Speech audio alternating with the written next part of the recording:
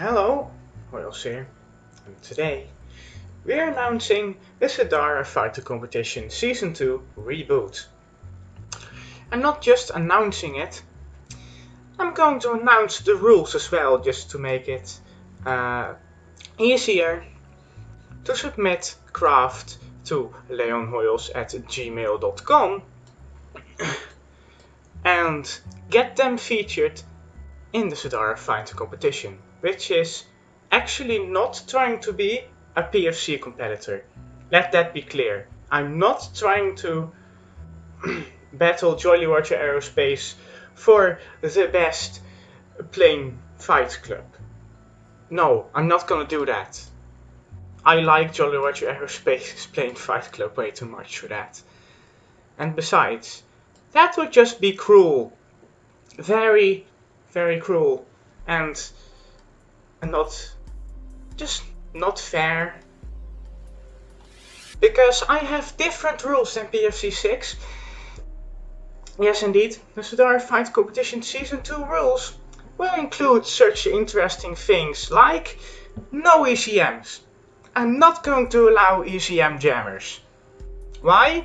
Well, my not so maneuverable CE Asari design, which will feature on PFC 6 Chapter 3, has ECMs and yet beats my bestest of craft. Yes, I intentionally mispronounced that. And I don't like that. I want it to be a fair competition. So no cheeky tactics there. The craft must be under 5 km lock-on range. Yes, now that's where it becomes a whole lot different from PFC, doesn't it? I'm trying to challenge you on my own territory to design craft like me with under 5 km lock-on range. Because I like that. I honestly like that. I recently got an award on PFC for making the smallest planes. And well, I honestly would like to see what you can do making a small or smaller plane. I'm also allowing only air-to-air missiles, which makes sense, but your craft doesn't have to have them, such as this beautiful Schanik. Some of its components we'll get to later. But yeah, that includes this one. It's an A9. It attached to the wrong spot. Yes, an A9. A harm. It's an air-to-air missile, right? I never used this thing. Yep. Anti-radiation. I'd classify that as an air-to-air missile. So yeah, you'll be allowed to use this, which is rather large actually. And of course, the famous and pretty accurate AIM 120, which seems to have gotten a buff in BDArmory version 1.0.0.0. Interesting stuff that. So yeah, move on to the next rules. You will be allowed 6 50 cals. And these are 8, so I'll have to modify that. Or 3 locked 50 cal turrets. What do I mean by locked? Well, just grab yourself one of these and set the yaw range, for example. Set it to 0. Minimum pitch, set it to 0. And the maximum pitch, set it to 0. It's not allowed to move. No, not allowed. We don't like that. And you'll be allowed 3 of those to put on your plane. You'll be allowed to have 3 locked M230 turrets, which are one of these lovely stuff, and once again to 0, to 0 and to 0. We're not allowing any ranges on those. You'll be also allowed 3 GAUs. GAU 8, you know, those things mounted on A10, which aren't actually designed for air-to-air combat. We don't like that here. We want to make insane planes, and you'll see that in the next seasons of CFC, because I have some really good ideas planned out, such as craft must be able to take off from water. Yes, or craft must be able to fit inside a Mark III cargo bay. Insane ideas, I know, but I like insane ideas. So, to recap, not allowed one of these, because, come on man, are you seriously going to use those? Not allowed an Abrams cannon either, because, I mean, you must be insane using these in your fighter jets.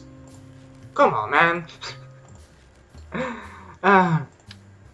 You know, these can also be used in air-to-air combat, but I'm not going to allow them. By the way, these normal Vulcans, the non-hidden Vulcans, the Vulcan turrets, I'm banning them. I don't like the look of them. That's a stupid reason, you know. Yes, I know, but this is my competition, so these are my rules. The plane must have at least one gun. I mean, it's common sense, but that doesn't mean that you shouldn't include them. I mean, I made the dart. Do you really think I have common sense? Yes. The plane must have an RTG and a radome. I don't see a radome anywhere here, Hojoz. This is not allowed, Hojoz. Why are you giving this a chance, Hojoz? Yes, that's why I'm making a B version. Yes, it needs a radome, I know. It's going to look ugly with a radome, but it needs a radome, and I know. So yeah, besides the radome, it also must have an RTG, which is basically a tiny nuclear reactor. Yes, I want you to risk your plane having a Chernobyl disaster in midair. I want that. I'd like to see that happen, actually. BDAc devs, please get on that. I'm not serious. Of course I'm not serious. The mod's allowed? The mod's allowed. Of course you need BDAc. I mean, it's not going to be a BDAc tournament if you're not allowed to use BDAc.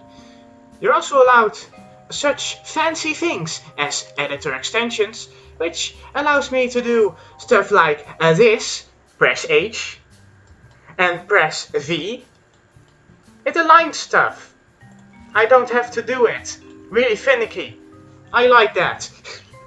And I'm also using Janitor's Closet, not because I use many mods, but because I want to have Janitor's Closet in case I have more mods in the future. I mean, really clever, thinking ahead there. You must at least include one chaff and one flare box, although I made two here, since symmetry, and I like symmetry. Maybe a bit of OCD going on there.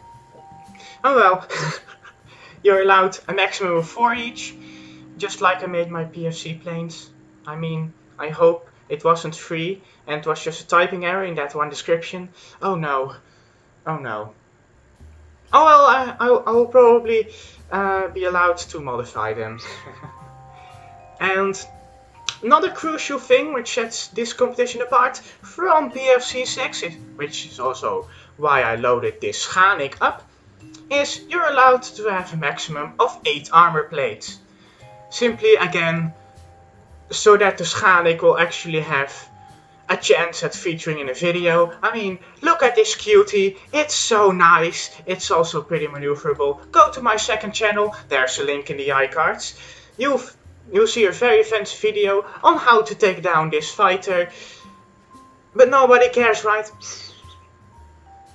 And there's one essential thing left before I get to common sense rules, which is I'm going to be enforcing a copyright on every craft.